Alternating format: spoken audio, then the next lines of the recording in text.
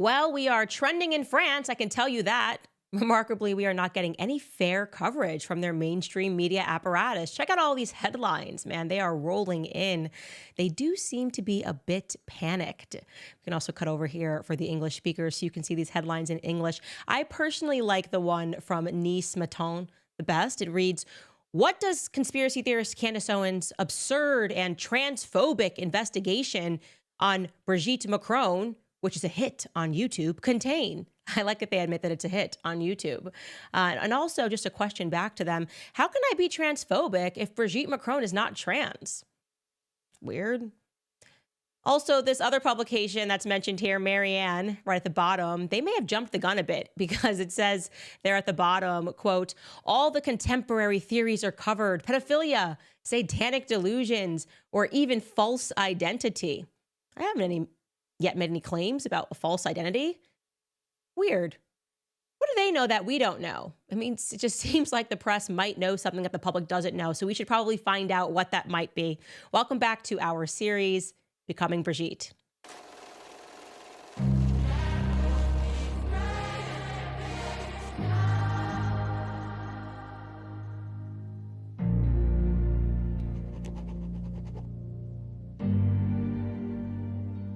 All right, guys, I have a fun one for you today. We're taking a break from the very dark world of Brigitte. We did not even cover all of the pedophile stories, but we're just going to take a brief break from that. One of the biggest mainstream media lies, okay, is that the rumors surrounding Brigitte were developed by far-right conspiracy theorists. They keep throwing that word out. It's a conspiracy, as though somebody put together a thread on Reddit or on the dark web, and that's the reason why people just started believing everything. That is not true. It could not be further from the truth. So I'm going to recap for you what actually went down in France. It's important to know this. The press, as we mentioned yesterday, intentionally spun a tale of an irresistibly hot and bold Brigitte Macron, who was constantly pushing back against the conformity of her stale Catholic upbringing all throughout her life, okay? I'm actually going to read you verbatim some of the published lines from that time because it is funny. It's actually funny to read how much the mainstream media just lies to us all the time, okay? Quote, "Around the age of 14 or 15, Brigitte gets bolder. She swaps her navy blue uniform from the austere Sacred Heart School in Amiens, pleated skirt, sweater, and tights, for small shorts and a mini skirt. For a while, she can forget about her schooling, constrained by Catholic discipline." Here's another one. "She loves to dance at the surprise parties of the time. She wears tight miniskirts, and between 2 glasses of whiskey and Coke and wild rock and roll songs, she dares to flirt behind the curtains." Just imagine what is coming into your mind as I read these publications about her growing up, okay?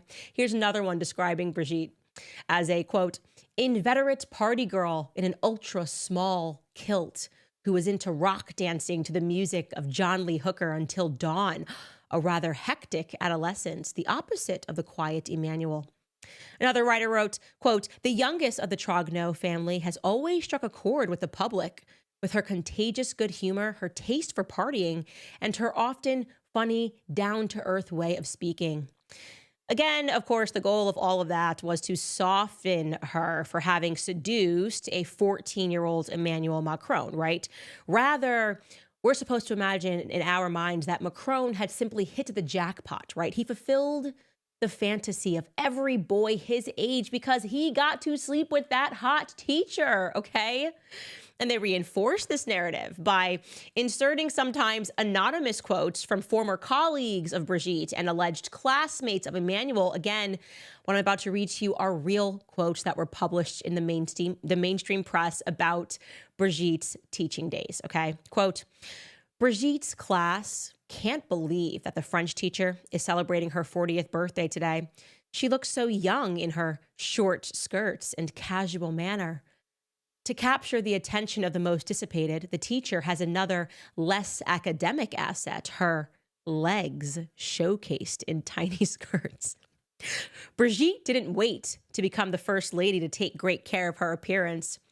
Quote, she was a pleasure to look at, not just listen to, always with perfect hairdressing, with makeup and perfumed, one student recalls. The boys are seduced. The girls take her as a role model.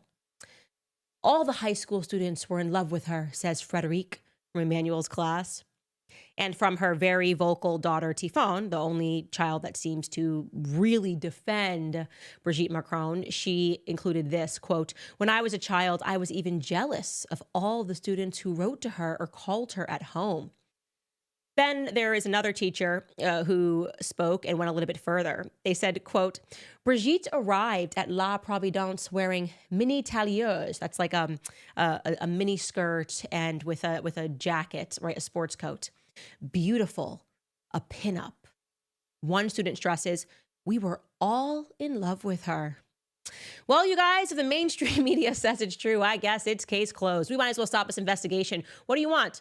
Hottie with a body. Man, I sure hope I look like whatever that was at the age of 40, with people drooling over themselves.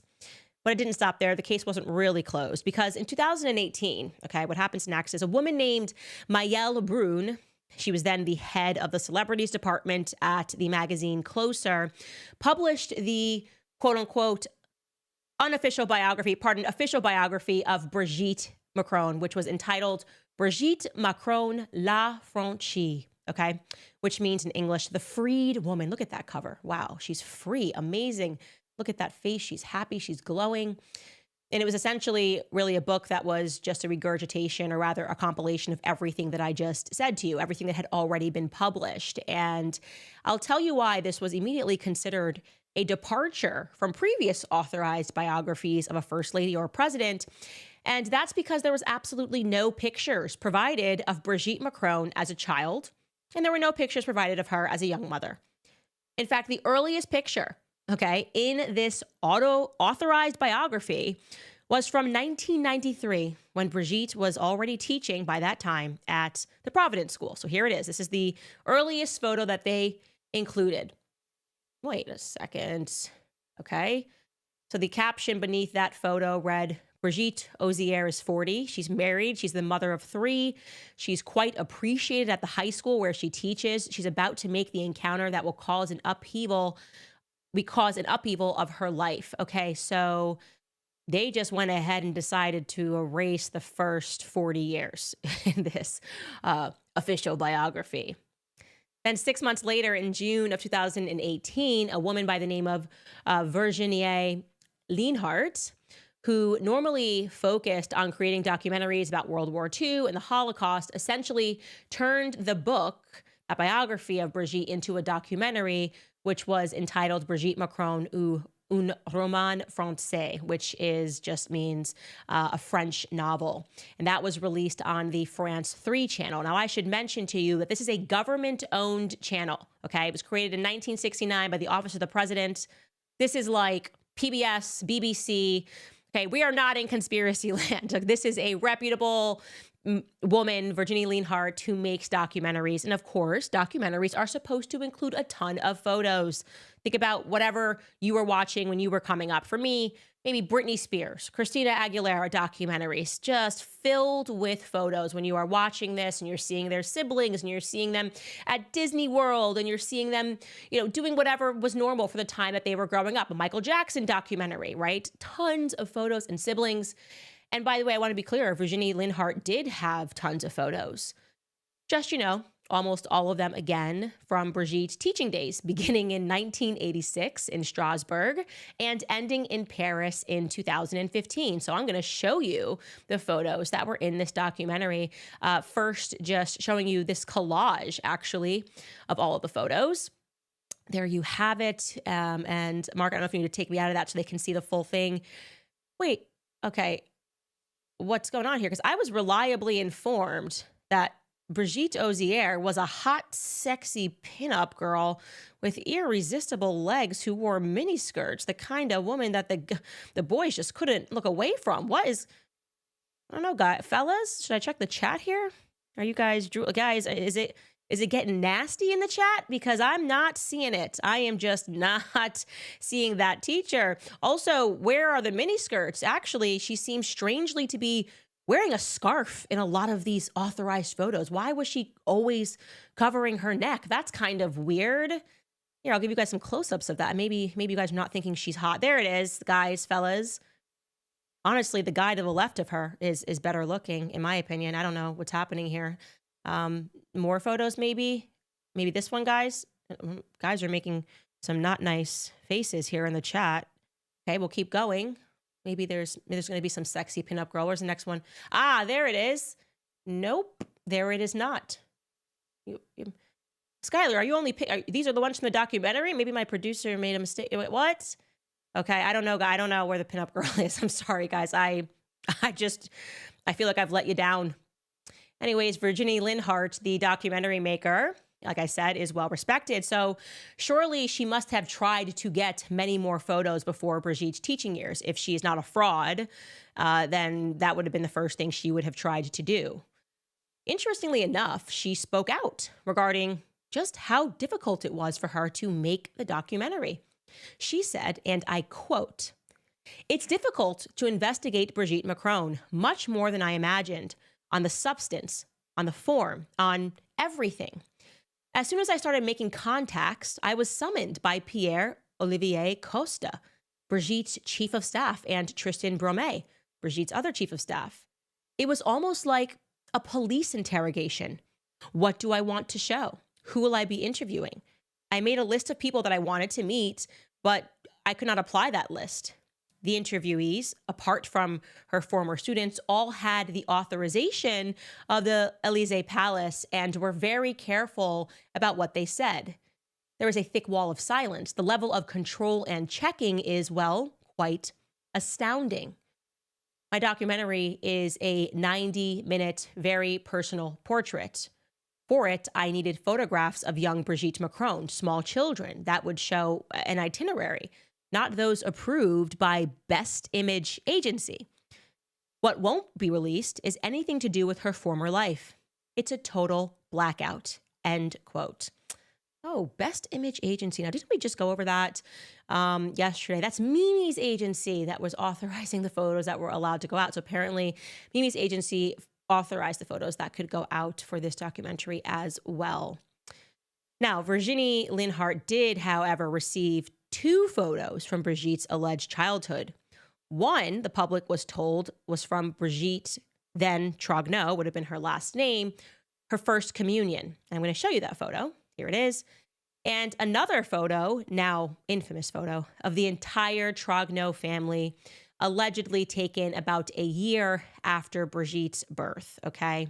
That is the full Trogneau family photo, which we will come back to.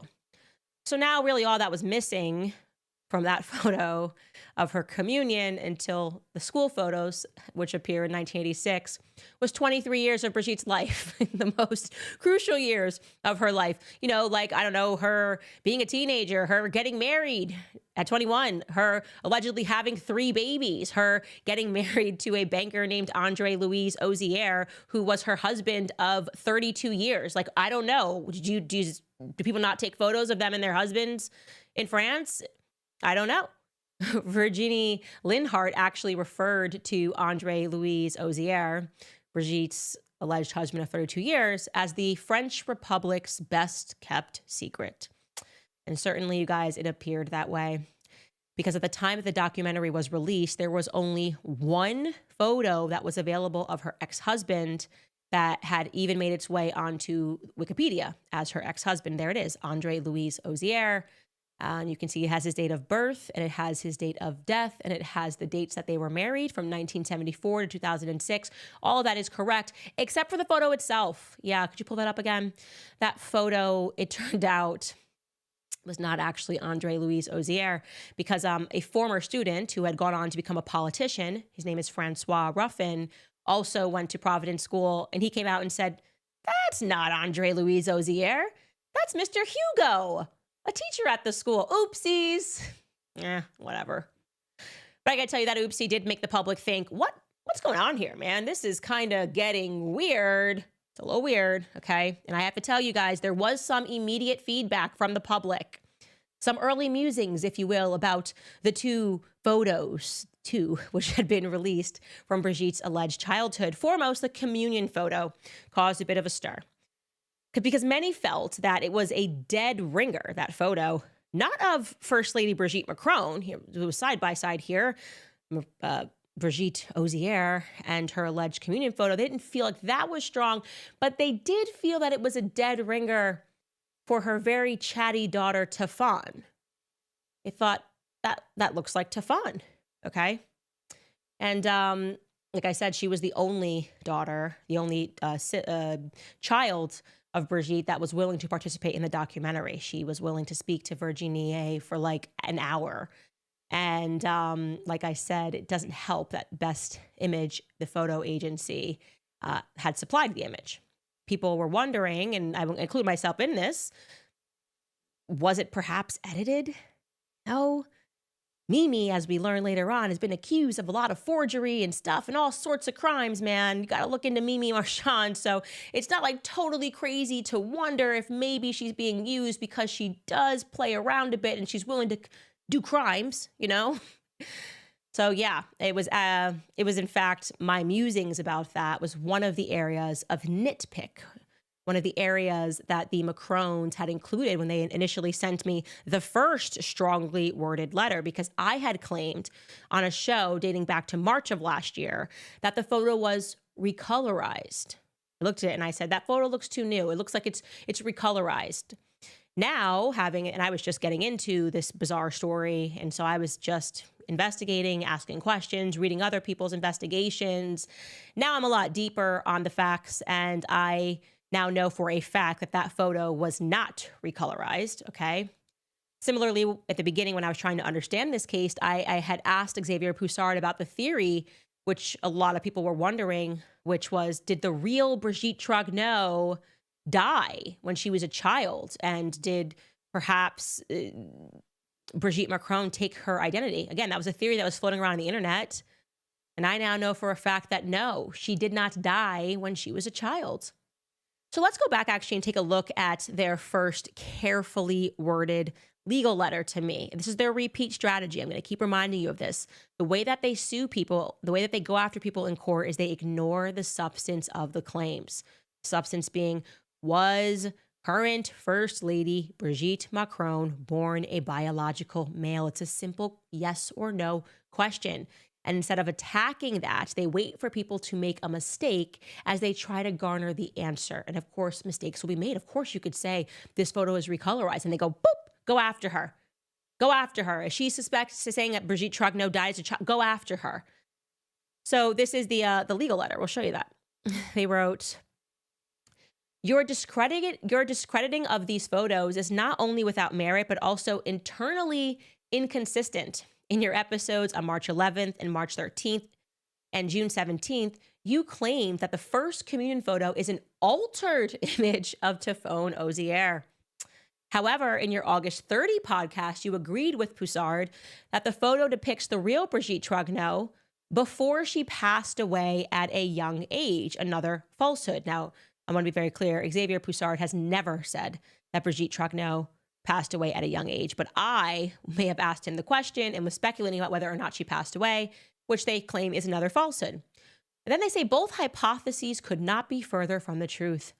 Moreover, you allege that the first communion photo had been debunked repeatedly and that the press now states its attribution to Mrs. Macron was a mistake, but you have not cited any outlets or articles retracting the photo. Surely you would provide this devastating proof if you had it, but you do not. Okay. Doing a little dance there. Why do they not just simply state who the person in the communion photo is? Why not just say plainly, if you're going to write a legal letter, Candace, the person in this communion photo is not Tefan Ozier, and the photo is not recolorized, and it is in fact First Lady Brigitte Macron. They don't do that. They never do that. Why not also simply state what the truth is, rather than saying that the hypotheses are far from the truth? So of course, now we're like a year on, I'm now armed with a much fuller picture of what happened, what the truth might really be. And so my legal team, as you remember, included a very straightforward yes or no question back to them, back to the couple in good faith regarding the girl in the communion photo. And we wrote this, number 4. Is the little girl pictured in the communion photograph, allegedly from 1963, the Brigitte Macron that is currently married to President Macron? You guys know what happens next. No response. No response. They're angry. You said it was recolorized. You said Brigitte Trogneau had died when she was a child. That's defamation. That's defamation. But we can't tell you what the truth is.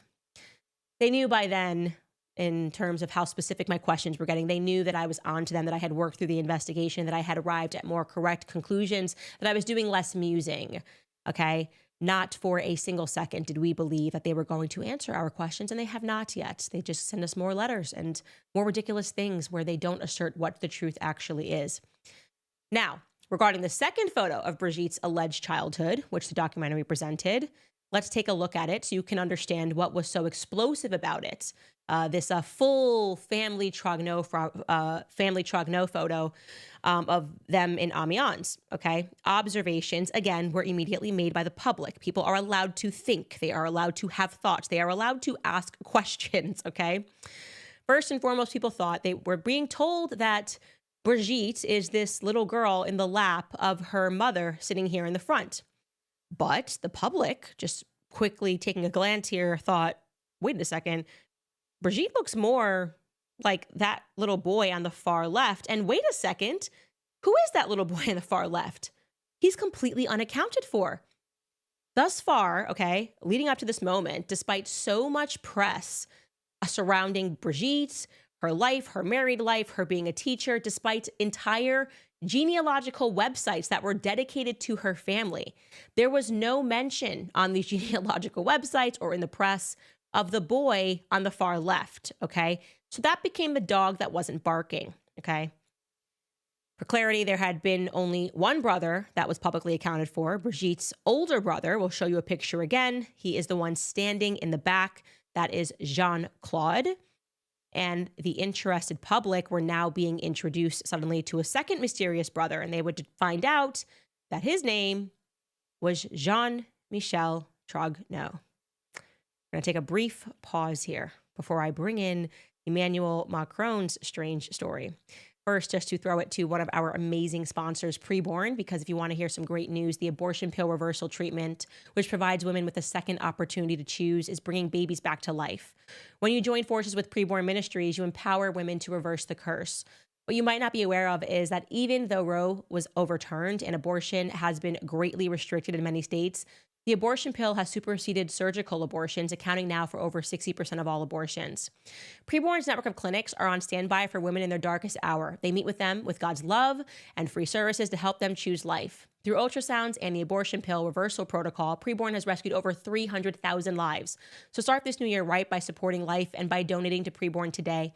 One ultrasound is just $28, and $140 will help rescue 5 babies. To donate, you just dial pound 250 and say the keyword baby. Again, that's pound 250 baby. Or you can donate securely by visiting preborn.com/Candace. Again, that's preborn.com/Candace. Also, we should talk about Field of Greens because the Dems spent years forcing mandates and dictating how we manage our health. Now they're pushing back when we try to take control of it ourselves. And that's why you need to reclaim your own health with Field of Greens. We all know eating healthy is the key to staying healthy, but life gets busy and sticking to a perfect diet isn't always realistic, but Field of Greens makes it easy. The whole fruits and vegetables, that is it, and we could all use more of that in our diets. Just one drink and you have a healthy head start on the day. My team loves taking Field of Greens and have gone on and on about having more energy, better gut health, and overall feeling healthier. Every fruit and vegetable in Field of Greens is doctor selected for the specific health benefits, and Field of Greens promises at your next checkup that your doctor will notice your improved health or you will get your money back. Right now, my viewers will get 20% off to get started. You go to fieldofgreens.com and you use my code Candace. That's fieldofgreens.com, code Candace. All right, guys, we're just warming up. It feels like we're falling down a hole. I'm not sure why. It's weird. And again, these are all mainstream journalists, so I don't know what I did wrong here by presenting it to the world so that they could see that something weird has been going on in France for quite some time. And rather than the public, or rather the mainstream media being interested in it, they just keep smearing everybody as like far-right conspiracy theorists. Every journalist I've mentioned thus far is on the left. In fact, many of these people were excited about giving Brigitte a platform because they themselves are feminists. And finally they said, let me profile this woman. And then they realized something is very wrong here. I cannot Why am I being called in to the Elysee Palace? What have I done wrong? Why does this feel like a police interrogation? I'm just trying to ask some questions. But it's not just Brigitte. Now let's discuss Emmanuel Macron's biography because it's pretty interesting. Pretty interesting, this guy. So the story goes that he, like Brigitte, was born in Amiens. Amiens is the capital town or city within the department of Somme. Okay, so in France, they call these departments. I like to think of departments as states if you're from America. And so think of Amiens as the capital of the state of Somme. Amiens also has a ton of history dating back to the Middle Ages because it is the ancient capital of Picardy, which, just to be clear, that just means like northern France. I'm telling you that for a reason. Now, jumping back into his biography, I am now going to read directly from journalist Xavier Poussard's forthcoming book, which we should be announcing for you guys this week. He writes, quote, Emmanuel Macron remains a mystery to those who went to school with him. His former classmates describe him as, quote, the only one we didn't know anything about, neither where he spent his vacations nor what his parents did for a living. They describe him as a loner, not much socialized, not gathering others around him. Later, at the school, Henry IV, he stayed in the background, elusive. Quote, he maintained an air of mystery, a parallel life of which we knew nothing. No one knows of any close friends among his 48 fellow students. He had a very striking chameleon-like manner, end quote. Emmanuel Macron's early life before he met Brigitte is similarly a black hole. Journalists who have tried to cover the subject have all fallen back on cross portraits for lack of material, testimonials, photographs, etc. The information that could be gathered can be summed up in a few lines. Xavier goes on and says, born on December 21st, 1977 in Amiens, Emmanuel Macron spent his childhood on Rue Gautier de Rumilly, a street in Henryville, which is the upscale district of Amiens, in a house that was bought in 1982 by his parents, Jean-Michel Macron, a neuropsychiatrist at Amiens University Hospital from a Picard family, and Francois Nogue, that would be his mother, a pediatrician who became an expert for Social Security. I'm just going to pause before I jump into Xavier's script here so you get the picture, okay?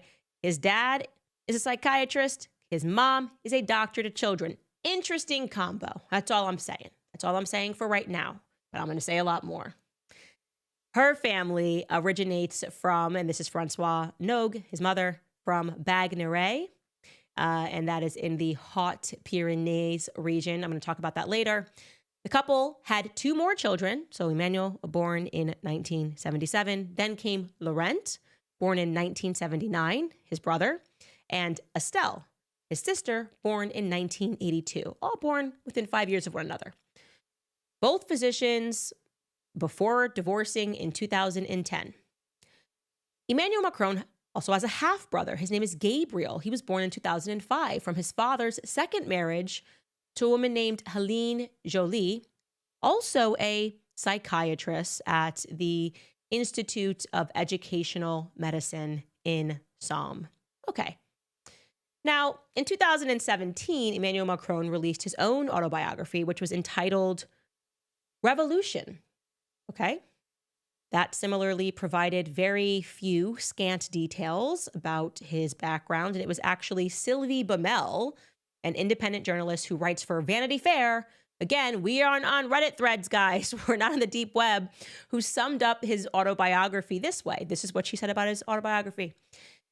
In Revolution, Emmanuel devotes 5 pages to his maternal grandmother, only 1 to his parents, and 2 lines to his brother Laurent and his sister Estelle. Nor is there any mention of his half-brother Gabriel, born in 2005 from his father's second marriage, and even less of his father's companion Helene. Conversely, he scrupulously mentions the first names of Brigitte's 3 children and their spouses, as well as those of her 7 grandchildren. She has since had an 8th one. On the day of the inauguration, the Oziers were the only ones to tread the red carpet leading up to the Elysee Palace. Tifon and Laurence, blonde, slim, and elegant, and their brother Sebastian, all accompanied by their spouses and their children. The estrangement is reciprocal.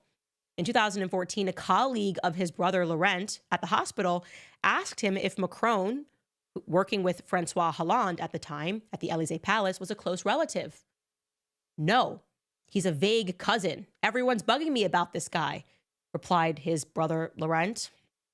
Okay, maybe Laurent just didn't want to be asked about a question about a minister and just said that. A bit weird. Then a woman named Nicole, who is a first cousin of Emmanuel's mother, Frances Nogue, similarly told a reporter that she hardly ever saw Emmanuel's alleged sister, Estelle. That's very weird, okay? Sylvie Baumel, again, the journalist, Vanity Fair writer, reputable mainstream media, also said this. She said, quote, "I had a hard time finding Emmanuel's friends. He never talked about his family. We are hard pressed to find any photos of his early years.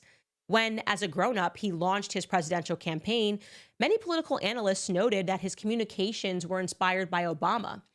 Even if this is the case, he has neglected his early childhood. Anyone interested in the former United States president, Obama, can have with emotion at baby Barack in a romper suit, the chubby kid wielding his first baseball bat, the kid with 2 holes where he just lost his baby teeth. In short, watching him grow up. Our president's photo album begins in his 10th year. The shot was taken in the choir of the chapel of the La Providence School, with Emmanuel reading a passage from the Bible. Around his neck, a shiny medal worn for the first time marks the day of his baptism at age 12. Francois and Jean-Michel have a distant relationship with religion. Of course, they were married in a church to enjoy the pomp of the event and gather their families. They never considered having the baby baptized. Wow. His life starts at the age of 12 in photos? That's a bit weird. Here are the 3 photos she's referring to, by the way, which were widely considered to be the first known photos of Emmanuel Macron. One that she's describing from his baptism, one from his 7th grade year at Providence, and the third, which is another one from his studies. It's almost like he grew up in the Providence school with Brigitte, right? Uh-oh, this is going to be a quote, and I'm going to get a letter from Emmanuel. You said he grew up in the school. That didn't happen. We're suing you for defamation. Oddly, however, I should mention that when Xavier Poussard kept digging, he did find that there were some uncredited and seemingly unauthorized photos that appeared in, you guessed it, Paris Match, one of Mimi Marchand's favorite publications, in May of 2017, when we know Mimi Marchand, the PR killer, so to speak, figuratively, was running the comms for them. So in May of 2017, these photos appeared, and I'm going to show you those. Okay, so we're seeing a kid. It tells us in the captions that this is Emmanuel Macron when he was 3 years old. By the way, if you guys are French and watching this, if somebody could identify those sneakers, that would be amazing. Later on in the comments, I'll get a close-up of that for you guys.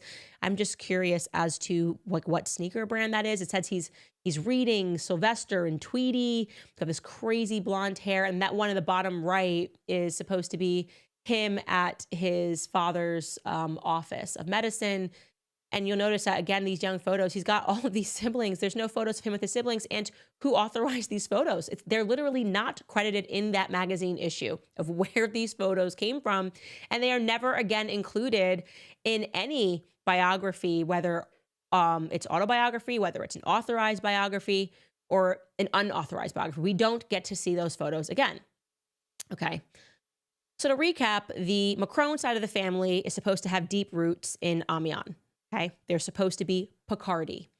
Yet when another journalist, a gay journalist named Hervé Alga-Laranda, and why I'm telling you he's gay and openly gay is not to call him out, but because don't forget a big piece of what the media says is that everybody's LGBTQ phobic.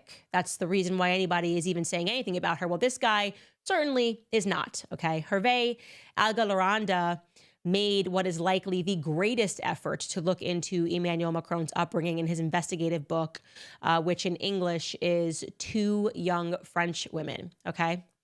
And he similarly found some really odd things. Foremost, the former mayor of Amiens, a man's name Guy de Robian, I'm showing you him right there, who was close with the Trogneux family because Amiens is close-knit, and therefore in no way was trying to shade them or harm them in any way, said this about Emmanuel Macron. He said, Macron is not Amiennois.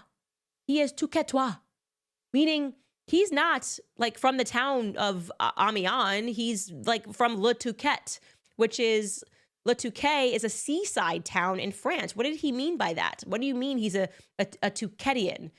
Is he suggesting that Macron was not from Amiens at all? Because that would be weird. Why wouldn't a city mayor in which the president of France was born in want to take full credit for his birth? Like, yes, Emmanuel Macron is from here. Maybe he just meant that he spent more of his time or the most of his time outside of the city. I don't know what he meant by this, but he said it, at least according to that book. Surely they would want to claim him, right? But people even called into question Macron's interest in his own birthplace of Amiens, because from that very same book, we find out that Emmanuel Macron, quote, skipped the commemoration while he was in office of the centenary of the Battle of Amiens on August 8th, 2018. The Amiens-born Macron was conspicuously absent, while Theresa May, then the Prime Minister of the United Kingdom, and Prince William, one of Queen Elizabeth's grandsons, were present. The English had stood shoulder to shoulder with the French in the Battle of World War I, the start of the Allies' victorious offensive. Emmanuel Macron did not attend the celebration, even though his family's birthplace, Authie, it's another city, was on the front line of another famous battle, the Battle of Somme. And the castle housed a field hospital, even though he knows full well, as he has mentioned in several speeches, that Picardy still bears the scars of the wars against Germany. Okay, maybe he was busy that day. Let's not get too crazy. Also, I should mention that before Emmanuel had entered the political scene in 2012, he had considered running for municipal office, but never in the Picardy region, only in Pas-de-Calais, which is further north. That's the same Pas-de-Calais that Brigitte worked within as a press secretary. Maybe that's why. Maybe they were already in the midst of their affair. I'm not sure. And then it's just about to get outright embarrassing, okay? When you consider the massive blunder that gets made by President Emmanuel Macron in regards to the other side of his family roots, the Nogue, right? His mom's side. Francois Nogue is his mom. From Soise Nogue is his mom. Remember, her family traces back to the town of Haute. That is a region of Pyrenees, okay? Think of the Pyrenees Mountains. Basically, they border Spain and France. So there's a lot of different spoken languages, a few different spoken languages in that region historically. So Macron, in his presidential capacity, goes to visit Andorra in 2018, and he presents himself as a child of the Pyrenees, okay?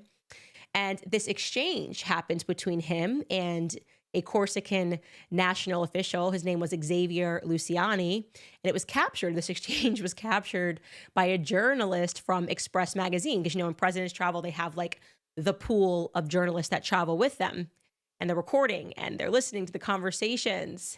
And he's speaking to this Andorran guy, and the journalist writes that Macron said this, quote, "I had great grandparents who were Begordin, and they only spoke Pyrenean.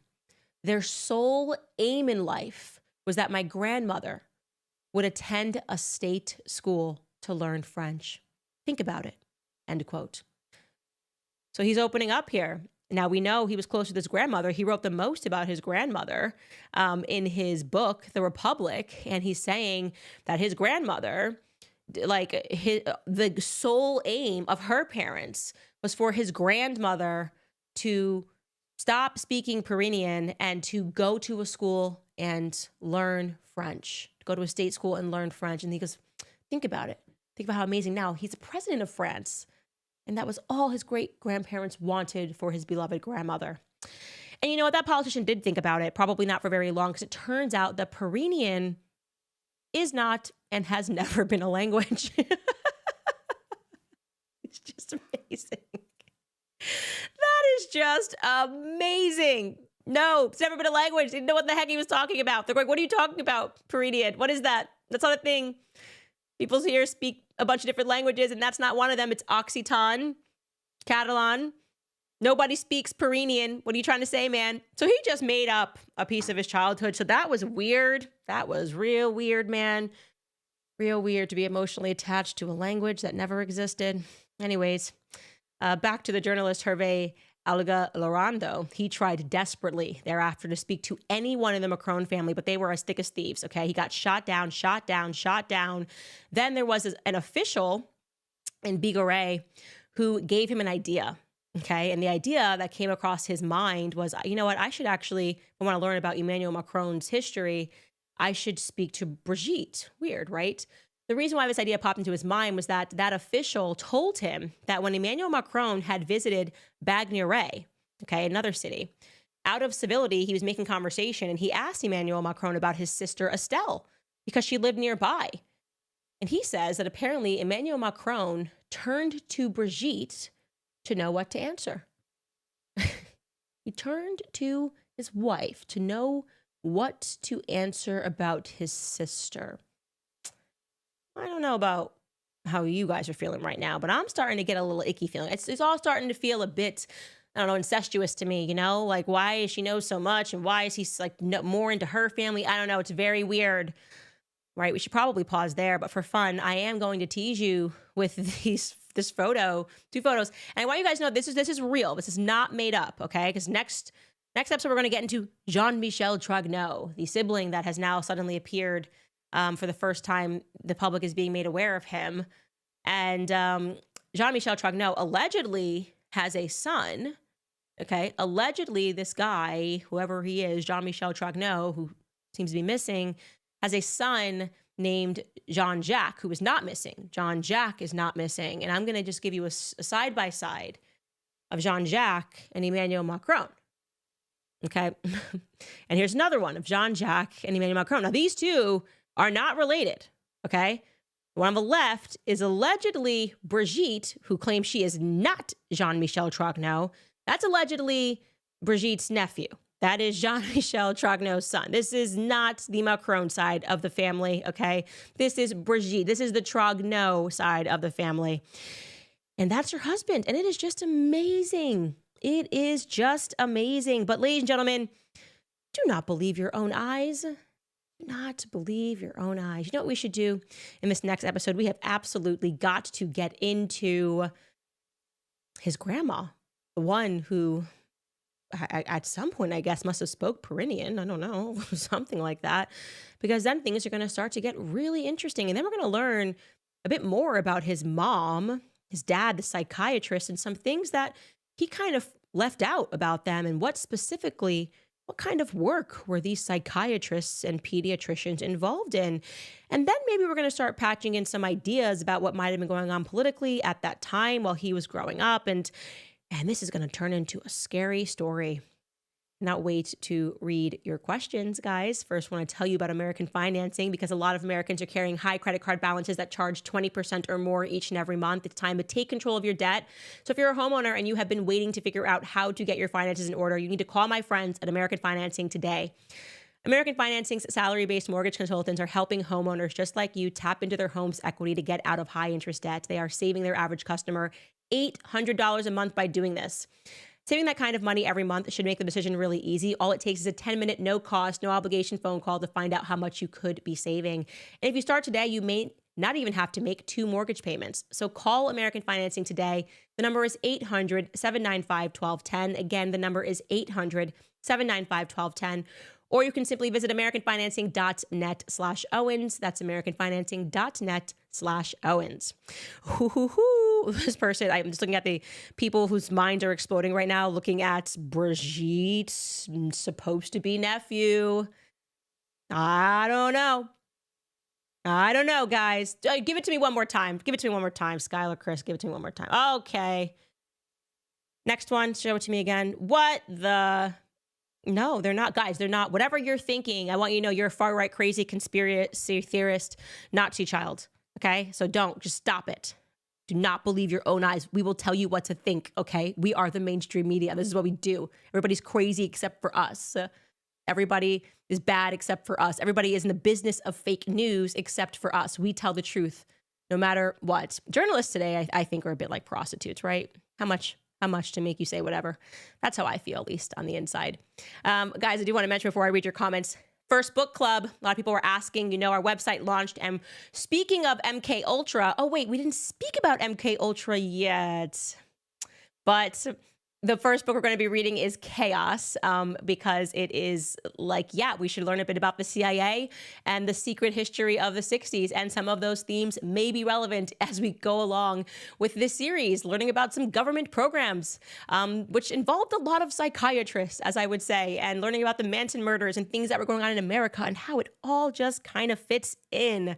And it is interesting that he modeled himself after Obama. If you guys go back, you can find episodes that I have done about Obama, which you might find to be of interest. So the first book club meeting is going to be 6 p.m. Eastern on Tuesday, February 11th. Again, that is 6 p.m. Eastern on Tuesday, February 11th. Guys, go to CandaceOwens.com, sign up for the book club. We're going to read books, discuss the themes in those books, and be safe from the mainstream media. Probably not. They're probably buying a book club membership just so they can speak about whatever it is that we speak about. And please support our independent journalism by going to CandaceOwens.com, because I think they want to destroy me and they don't want me to have a platform. And now we built our platform, CandaceOwens.com. Sign up, support the show in any way you want. You can even buy a mug and support the show. Okay, what questions do you guys have? I love watching the chat of people's doing the mind explosion, brain explosion when they see those photos. Let me scroll down here and see what we have. Leo writes, pregnant Candace is the best Candace. We all wish you many babies in your life. Thank you for what you do. God bless. I do think the media would beg to differ. I think they're like, please stop having children because you just get a little gutsy when you're growing these boys.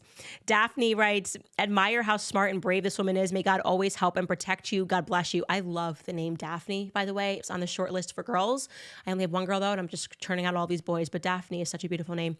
Sailing OK writes, hey, Candace, man fan from Canada. I like man fan. We don't want Ryan Reynolds back. What? What? You are taking Ryan Reynolds back. We will go to war. Okay, the America and Canada, if we have to go to war, we'll go to war. Okay. And my country, we still got, what do you want? We'll meet you at the border. Okay. We'll see what's up. This person also says, also, I think Trudeau is involved with these sick French husbands. That is all. God bless. And it was stunning that we've covered all of this sickness and perversity. And the media in France didn't think that was interesting. They weren't interested in pedophiles getting shorter sentences. They just sort of let the whole thing go. It was weird. I don't know. They were mad at me for speaking about it. Very strange. I wonder why that might be. Raquel writes, on a very unrelated topic, Candy, can I call you Candy? No, you can't call me Candy, because from a time that I was could speak, my earliest memory, my mom used to say to me, don't ever let anyone call you Candy, because Candy is a stripper name. And it burned into my little toddler brain. I was too young. And so nobody calls me Candy. Okay, that's a lie. Except people from South America, because their accents, they say Gandhi. So if you have an accent, you can call me Gandhi, but you cannot call me Candy in a basic American accent. I want to be very clear. She goes on to ask the question, where do you shop for such beautiful, feminine, conservative clothing? I love your content. Love you sharing about your faith, and I admire your bravery with God's armor. I do all of my shopping in London. So my husband and I go to London a couple of times a year, obviously, because he is from there, and they have such cute boutiques. I absolutely cannot stand large department stores. I feel overwhelmed. So there's just a boutique that I love, and that's where I get the majority of my clothing. And when I'm pregnant, I don't really shop for pregnancy clothes. This is like a very old shirt. I don't know where it's from at all, but I can't fit many of my clothes right now because my belly is expanding. Elders of Zion comment below. Please read the Protocols of Elders of Zion, 1903, from an insider into the Zionist plot to take over nations, as you can see with AIPAC today and anti-Semitism laws. Okay, thank you. Dabert Sanchez writes, we love this series, Candace, praying for your safety always, love from Montreal. And Sam writes, every time you talk about Brigitte, I think of Simon Nala when he says, should I call you Mr.?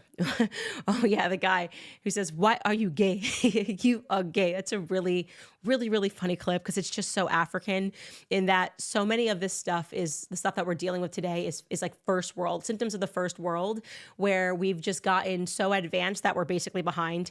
And then you go to Africa and they're like, what are you talking about? What is wrong with you guys? Very funny. That's why I really enjoy Africans. If you haven't yet, you should really go back and watch my episode with the two Nigerian brothers explaining to me how they helped Jussie Smollett execute the hate crime against himself. I mean, it is just joy. So much joy felt during that interview. I can't even explain it. You guys know I love Nigerians. And that is it. That is all of the comments that we have for today, you guys. So we will pick this up at a later date. Thank you guys so much for watching. And don't forget to go to CandaceOwens.com to subscribe and support the independent journalism that we do. We love what we do and we want to keep doing it. So we'll see you guys tomorrow.